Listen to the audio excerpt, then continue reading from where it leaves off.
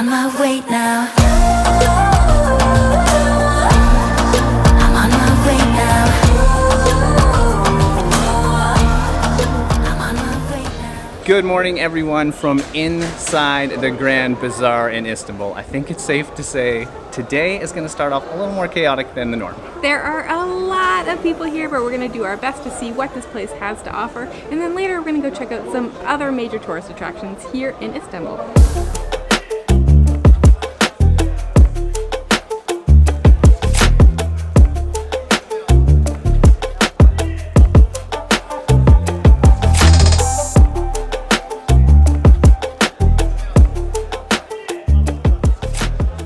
This place is absolutely massive. I think we're guaranteed to get lost today, but that should be part of the fun. You can buy pretty much everything here, including these traditional carpets, which you probably think of when you think of Turkey. So yeah, we can't get enough of these lamps. I absolutely love them. We see them pretty much everywhere. I wish I could take them home with me, but two problems with that. One is we're way far away from home and we're not going home right away. And two, we have a really modern apartment, so I don't think they'd really fit in, unfortunately.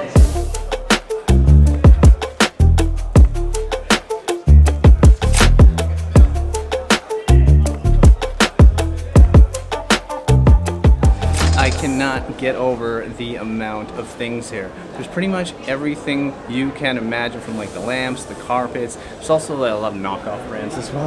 There's clothing, there's jewelry, there's basically everything you could ever imagine under the sun. If you are coming here with serious intentions of shopping, maybe bring an extra suitcase. So if you are coming here, be warned, or just get ready to be approached by all the vendors. They are going to try their best to get you in. They're not aggressive or anything like that. They're very friendly. But of course, once you do go into one of the shops, you can haggle and negotiate. It's all about that in this place. All right, well, we have clearly found one of the more busy sections. Have we ever? But I do have some facts for you before we go on, and I'm going to go to my phone again for this, just because it's a lot of info. This is one of the largest and oldest covered bazaars in the entire world. It's over 30,000 square meters. There are over 60 streets and alleys inside, and there are 4,000 shops, and this place actually dates back to the 15th century.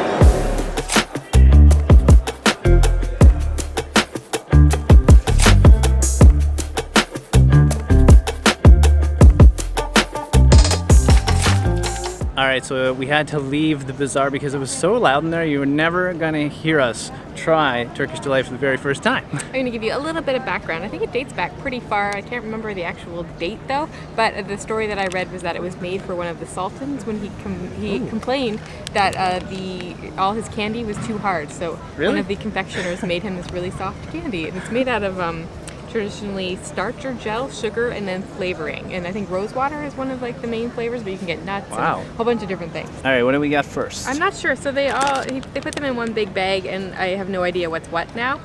We got two that were pink. One that was the rose kind, which is what I'd like to try first, but then one was pomegranate, so I don't know which one's which. So I'm just going to try this. I mean, that has color of like what a rose would be. That might have been rose. It tasted very florally, so that might be my guess. Just a little bit sweet, very gummy, very chewy. It's just basically like a chew candy, like, you know, like a soft, chewy candy. There's not much I can say about it other than that. It's yummy, it's covered in sugar, it's sweet. Nothing to, I don't know if I'd write home about it, but it's good. All right, so we got another one here. This one, I believe, is pistachio and maybe pomegranate. Interesting combo. Oh, very chewy.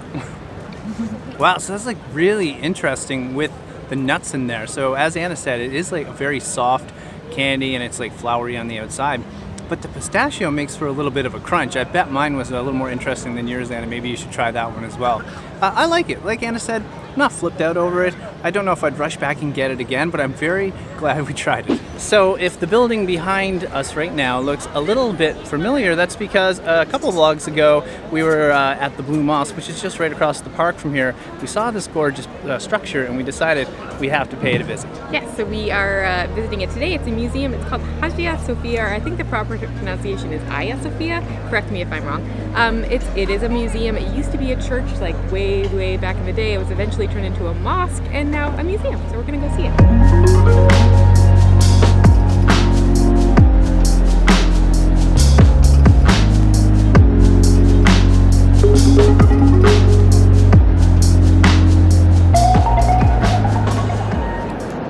Oh, wow. This is impressive. So we are now inside the Hagia, now I forget how to say it, the Hagia Sofia. It's spectacular. Just a little bit of background. We did actually buy tickets online, just through Google actually, and it said there was a short, so we skipped the line, and it said there was a very short introduction, which has now been a half hour. So just if you're buying that, you should know that. Also, just to let you guys know if the sound sounds a little off, we took our microphone off because I don't think you're allowed to have kind of professional gear, not that it's that professional, and we don't have a tripod on. So it might look a little different, but it still looks beautiful.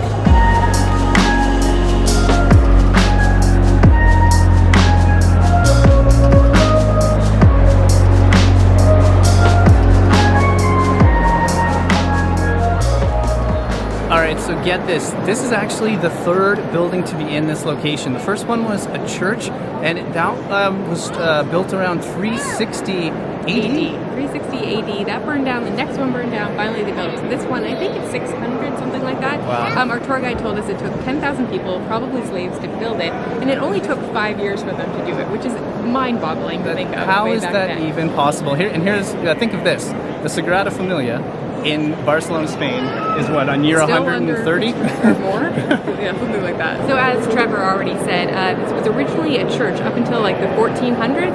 That was when the Ottoman Turks invaded the city. They took over, and it became a mosque almost immediately. And then later on in 1935, they turned it into a museum. We're sitting here in awe of how beautiful these ceilings are in the whole structure, but of course, with beauty comes construction. We can't seem to escape that. No, and our tour guide actually said that when he was a child, this place was under construction, and when he became a tour guide, it's under construction, so it must just be an ongoing process that never ends. But here's an interesting, not related fact.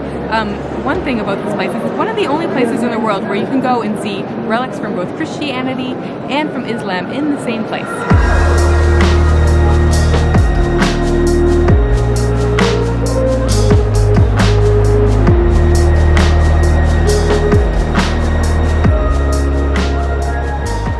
Okay, so that was about 90 lira to get in, which is about 15 or 16 US dollars. Not too bad at all. Yeah, and that I'd was say. per person, and it included a tour. One thing I forgot when I was naming off my facts before was that for 1,000 years, from like 600 when it was built to 1600, it was considered the largest church in the entire world. Our tour guide actually said that it was the largest building in the world, but that can't be right.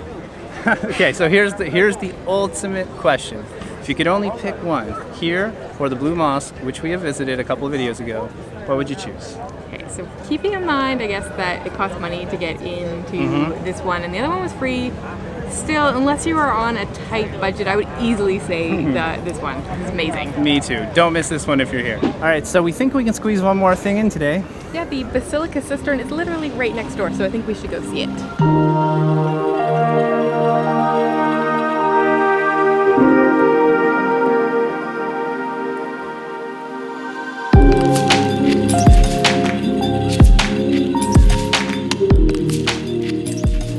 So we made it down into the cistern. There was a long lineup outside, and it's funny because we walked by earlier and there wasn't much of a line. We thought waiting until the end of the day, about an hour before it closed, would be a good idea. Apparently everybody else, including all the tour groups, had the same idea. There's so many people in here, it's to the point of being kind of unpleasant. We can't really get the shots we want. People are having flashes go off. There's just people everywhere. So when you look at this place in photos, it looks amazing. And I think what we're trying to say is the experience would be a lot better if you didn't come at the end of the day when there's all these people here. Because if you had this place to yourself, or even with a few dozen others, it would be absolute pure magic. So I took a picture outside of some of the history so that I could give it to you. Wait. Can I just say how cool you look lit up like that? Thank you. So this was actually constructed in the 6th century by the Emperor Justinianus, something like that. He would have been of the Holy Roman Empire. And it was used for water storage, basically. They took water from the Belgrade forest, which is 19 kilometers away, and then brought it here, and they sat here and used for whatever they needed water for. And it's 9,800 meters squared, and is supported by 336 marble columns.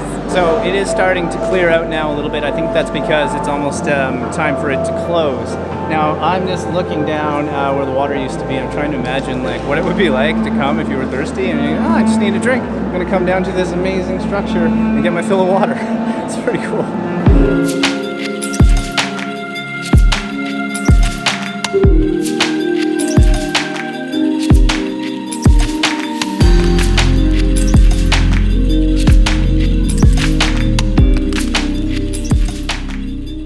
right, another day here in Turkey in the books. Today we hung out more of the touristic side. We just had to see those places. We did, but they're like super iconic. You know, the Grand Bazaar is so iconic. It's one of those must-do. They're all really must-do things while Yes. you're here in Istanbul. And then Hagia Sofia, probably one of the most beautiful buildings inside that I've ever seen. It's gorgeous. And then the cistern was really, really neat. Maybe a bit too busy, but otherwise like Yes. really cool to see. So yeah, it was an awesome day. Yeah, and one thing it has made us is we're really hungry now, so we're gonna leave you guys go, and we're gonna go get some food. We're back in the area where we are staying. Speaking of food, if you haven't watched the last video, we were eating some delicious street food around Turkey. Make sure to check that out. And in the next video, maybe we'll eat more food. I think we're gonna eat more food. There's so much great food here. So yeah, we have to do another food video, and it will be our last one here in Istanbul. Yeah, and if you haven't got this far in the video, I'm Trevor, and this is Anna. If you're wondering who we are, we're the Delightful Travelers. Hit subscribe and click on the little bell. Hit the like button, leave us a comment. Do all of the things. It really helps us out. All right, guys, that's it. From Istanbul, wishing you delightful travels. See you soon.